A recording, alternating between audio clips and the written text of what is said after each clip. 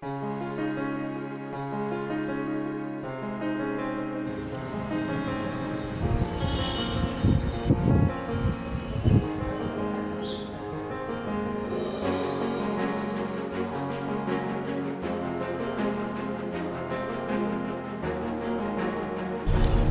I'm Maharaja Vikram Singh from Nachna, Jaisalmer. Belong to the Jaisalmer family, royal family, and Jaisalmer is the head seat of Krishna's clan, or the Yaduvansh, the lunar clan. All the surrounding states, if you see, Jodhpur, Bikaner, Udaipur, Jaipur, they're all solar clan from Lord Rama. But we date a history back to Lord Krishna, and before that Rishi Atri, and so it's supposed to be the westernmost frontier of India, and one of the most important places in terms of historically. If you see the fort itself, the Jaisalmer itself was founded in 1156, so the fort is almost 900 years old, and before that we were all living in Ludhrua, and before that, towards Pakistan, Afghanistan, Punjab. So all this region has been, part of the lunar clan, or we've ruled through all these over the years, centuries. It's been one of the most important places in terms of all the invasions happening from this side. It was on the Silk route, it was on the opium route. So earlier it was, I think, probably the most important place in terms of trade in India, or towards Europe and China.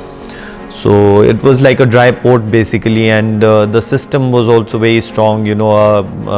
Ministers, or mainly they were Jains who used to do businesses. If you see here in the fort also, we have 4 or 5 very important Jain temples which are 500-600 years old, even older. So Jains used to trade, earlier, and then there was a strong banking system which, until now people can learn, from them, okay, how things were run at that time. So if you were trading, and if you wanted to go towards, let's say, China, or if you're going towards this side, you could leave your stuff here, you could leave your gold, you could leave your, and then they would charge let's say, a fee for that, and your thing would be safe, because on route you could be there could be looters, there could be anything, you could die, but your stuff would be safe here. So that kind of a system existed, where you could leave your stuff very safely with them, and while coming back you could pick it up, be it your commodities also. You could leave the commodities here which you needed, you carry back, and which you wanted to leave, you could leave here. So that's how Jaisalmer prospered, and you can see the fort is so amazing. At that time it was purely Hindu architecture. When it was built in a totally Hindu architecture. That is unique to the fort, but obviously with the ages every Maharaja added, Maharaval added something or the other. So it's continuing, it's a continuous process, but original structure, it's probably one of the very few forts which is absolutely Hindu architecture. So very important in terms of that as well. And obviously one of the very few living forts which are actually like colonized. If you see other forts, there are some farms there, very few people living inside, but here it's like a full colony.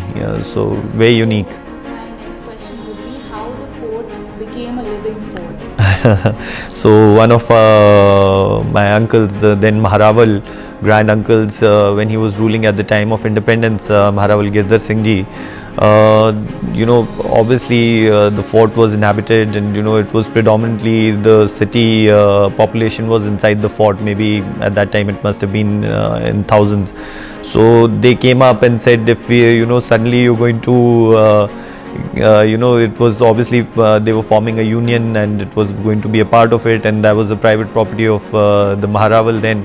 So they said, where would we go? So he very generously said, they were all the ministers, they were all your servants, they were all your main staff, your guards, everyone, your army. So they all said, where would we go? And our Brahmins, of course, very importantly. So he allowed them that you must carry on and live in inside the fort. So it still remained a colony, and thank God for that in a way, because it survived as well, because it's a huge area and so many houses there. It wouldn't have survived if there were no people there. So luckily, it's a beautiful setting, if you see how beautifully people are living together there. How, in a way, the youth of Jaisalmer is getting inspired with the culture that we have? How are they taking it forward? I would say the biggest example of that right now, the culture which has remained. Basically the other parts of Rajasthan, if you'll see, the culture is sort of deviating, or it's deteriorating in many ways. And in Jaisalmer, if you see, it's remained very strong. Be it art, be it architecture, be it culture, be it natural heritage, every which way Jaisalmer has kept its roots, because it was so far away, and until now people, the biggest example is when His Highness passed away, late His Highness, he passed away, it's almost a month and a half. And you saw, in COVID times, thousands of people came to pay their respects. And where else does it happen nowadays, and without calling them, without this thing, it's just their love and affection. And it's been so many years, it's a democracy now. But people came, and in numbers, and still people are carrying on. If you see our festivals, so we celebrate it together, like Holi is coming, so everyone, every community gets together and goes to everyone's houses, and they sing songs for good 1 week, because it's Krishna's Nagari. So obviously the Holi is big here.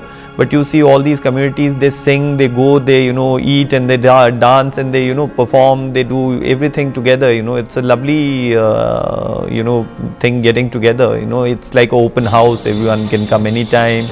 They have their bhang, they have their whatever, their mithais, and they share everything. And this is all these songs which are called Fag has been continuing for I don't know how many years, hundreds and thousands of years. They've been continuing to sing the same songs, and the youngsters are singing them. You see the kids also. Same way, if you see cultural way, musicians from here are probably the best, the best musicians, the Manganyars and Langas come from here, Merasis. So Jaisalmer and Barmer. This region, so they have been continuing, and they've evolved as well. They're doing a lot of fusion, they're doing a lot of stuff with foreign artists. They're traveling maybe 40 countries. But if you see the 5-year-old boy also is still learning all these instruments and singing from their grandparents, and the art has continued. So that is the most important thing, in terms of keeping your history and your culture alive. So it's a big example, and another big thing is, all these singers, they are Muslims predominantly. But being Muslims, still they are allowed in the temples. They sing for your gods and goddesses, and they get a cut from the temples. Where else in India would you find such a wonderful thing where they sing bhajans, they are given a cut from the temple, and the gods and goddesses don't actually get happy until and unless you give them tip them as well. So it's a beautiful example of communal harmony, and and how things have been carried on in the same way. So you've just been assigned at the role, and what exactly are we doing here in Jaisalmer, if you could? Intac has been working here extensively for many years. Late His Highness was one of the conveners, and he did a great job in saving the fort. So Haraji Ka Mahal streetscape project, which won a lot of UNESCO awards as well, and other awards as well, along with Jaisalmer in Jeopardy, and predominantly Intac. So with the SI as well. But so they were able to save the bigger part of the Fort Palace Museum right now, and gave away a lot of bathrooms to the local people. Almost, I think, more than 100 bathrooms were made inside the fort, so with proper sanitation and lines and everything. So it's a continuous process. So now it's been handed over to me, and now first project we've taken over is at the time of independence. Here Jaisalmer has always been a livestock, predominantly livestock grazing, or keeping areas, and then the grazing lands are lost. They couldn't register them in the documents with the union, so people thought it will be too expensive for them to hold. so they couldn't be documented. So first project we've taken over is getting all the grazing lands in the local language. They're called Oran and Gauchar. So basically for fully for grazing, so you don't farm there at all, just keep them as grazing lands. So there are maybe more than 300. We are still documenting them. So it's a big project which has been taken over by Parth Jagani and his team. So and Amitabh ji, and they're doing a fantastic job, and they are doing the Khadeens and Oran Gauchar ka pura listing. So then we'll see how can we get them registered in the government bodies.